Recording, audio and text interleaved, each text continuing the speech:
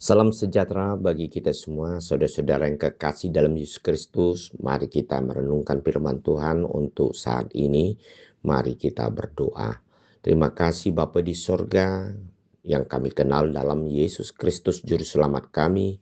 Kami bersyukur ya Tuhan, kami selalu diperhatikan dan diberikan Tuhan, yaitu nasihat melalui firman untuk kami renungkan pada saat ini. Berfirmanlah bagi kami semua, sebab kami siap untuk mendengarkannya. Amin.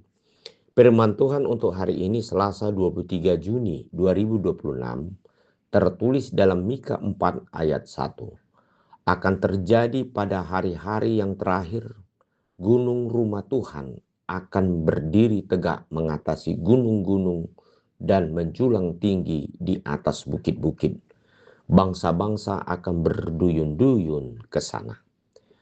Saudara-saudara yang kekasih di dalam Yesus Kristus, dalam strategi peperangan yang dapat kita lihat dari sistem yang dilakukan pada perjanjian lama di dalam Alkitab kita, bahwa gunung-gunung atau bukit-bukit merupakan satu tempat yang sangat strategis untuk dapat memenangkan dalam suatu peperangan, yaitu antara satu bangsa kepada bangsa yang lain. Nah, inilah yang dikatakan dalam firman Tuhan ini, bahwasanya istilah gunung yang dipakai adalah merupakan satu kekuatan, satu tempat strategis. Nah, oleh sebab itu, apabila tempat ini sudah mengalami suatu keruntuhan atau mengalami masalah di dalamnya, maka dalam peperangan, dalam perjalanan dari suatu bangsa akan mengalami suatu keruntuhan di dalam proses perjalanan bangsa itu sendiri.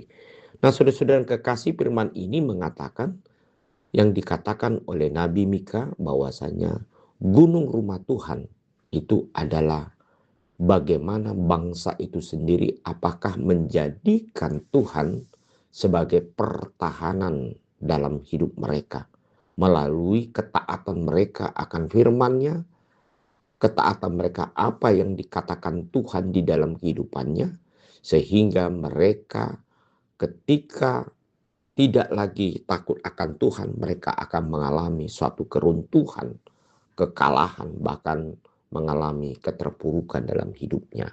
Dalam hal ini jugalah Tuhan mengatakan kepada hidup kita, bahwasanya gunung rumah Tuhan ini akan berdiri tegak, bahkan mengatasi gunung-gunung yang menjulang tinggi di sekitar kehidupan manusia atau hidup kita, yaitu di mana Tuhan sendiri yang di dalam Yesus Kristus adalah kekuatan bagi hidup kita.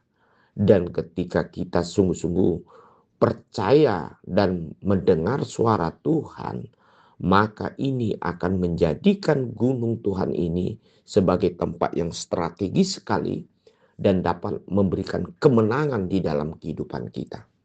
Bahkan saudara-saudara yang kekasih di dalam Yesus Kristus, kehidupan kita saat ini sepertinya